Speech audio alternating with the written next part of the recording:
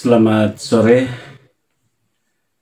Saya baru saja merayakan Ekaristi penutupan bulan Meriah tahun 2025 di gereja.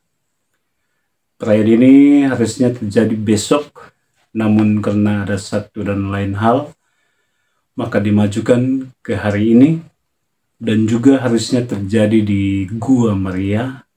Namun karena cuaca yang tidak mendukung, akhirnya harus dipindahkan ke dalam gereja. Tidak banyak umat yang menghadiri perayaan ini, mungkin karena cuaca yang kurang bersahabat. Dalam perayaan tadi, saya menyampaikan renungan yang bersumber dari bacaan-bacaan Ekaristi hari ini, terlebih dari bacaan Injil, yang mana dalam bacaan Injil tadi Yesus menyampaikan bahwa sesudah ia pergi, para murid pasti akan mendapatkan banyak cobaan, tantangan, dan penderitaan. Sesungguhnya kamu akan menangis dan meratap, tetapi dunia akan bergembira. Kamu akan berduka cita, tapi duka citamu itu akan berubah menjadi sukacita. Sekalipun Yesus berjanji bahwa para murid akan mengalami penderitaan, mengalami hinaan, fitnahan, ancaman, tapi Yesus mengatakan bahwa para murid tidak perlu khawatir, sebab semua penderitaan dan duka cita itu akan berakhir.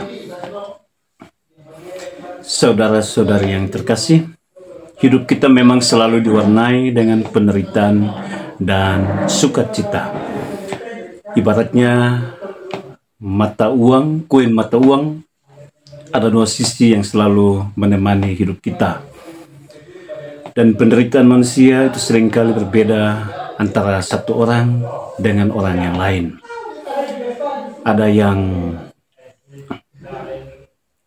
kadang jatuh, ada yang kadang bangun. Ibaratnya roda yang berputar, suatu saat kadang di atas, suatu saat kadang di bawah. Ada tawa, ada tangis, ada sukses, ada gagalnya. Ketika sukses dan tawa, terkadang kita senang dan gembira. Tapi hendaknya kita tidak lupa untuk bersyukur. Sebab semua kesuksesan dan kegembiraan yang kita alami itu semata-mata bukan karena kehebatan dan kemampuan kita semata, tetapi berkat campur tangan Tuhan sendiri. Juga ketika kita gagal dan kita menderita, hendaknya kita jangan menyalahkan Tuhan. Kita mengeluh dan kita lari, kita menyerah dan mengatakan Tuhan tidak adil. Tetaplah bersyukur kepada Tuhan, entah apapun situasi kita, baik suka maupun duka. Sebab kegagalan dan penderitaan bukanlah hukuman dari Tuhan, tetapi justru itu adalah salah satu cara untuk Tuhan menunjukkan betapa Ia ingin dekat dengan kita manusia, sekalipun dengan cara yang tidak kita inginkan. Ibaratnya emas murni hanya bisa diperoleh lewat kobaran api, ditempah, dibakar dalam api yang menyala-nyala, barulah menghasilkan emas yang mahal. Saudara-saudari yang terkasih, pada hari ini juga gereja menutup dengan resmi perjalanan dan siara iman umat Katolik di bulan Maria. Selama sebulan ini, umat Katolik telah berjalan dan berdoa bersama dengan Bunda Maria. Banyak harapan, banyak kerinduan, cita-cita, niat, dan doa yang didaraskan kepada Tuhan bersama dengan Bunda Maria. Terkadang kita berdoa kepada Tuhan bersama Bunda Maria, kita tidak berdoa dengan niat yang tulus. Kita datang dan membawa semua beban-beban kita, seolah-olah kita melimpahkannya sekejap kepada Tuhan. Tapi justru bersama dengan Bunda Maria kita percaya bahwa Tuhan akan memberikan kita apa yang menjadi doa dan harapan kita.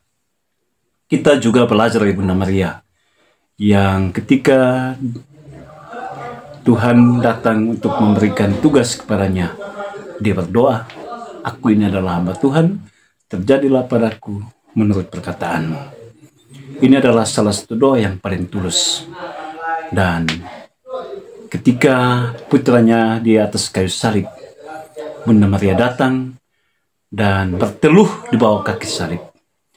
Tidak dengan kata-kata seperti yang diucapkan di awal, tapi hanya dengan menatap dan juga bisa jadi dengan air mata. Maka benarlah kata orang bahwa tidak semua doa-doa kita itu harus diucapkan dengan kata-kata. Terkadang cukup dengan air mata. Itu adalah doa yang paling mujarab. Sebab orang yang berdoa dari situasi yang terluka dan menderita, pasti Tuhan akan memberikan kekuatan dan kesuksesan dan juga memberikan apa yang diharapkan dan didoakan. Tuhan memberkati.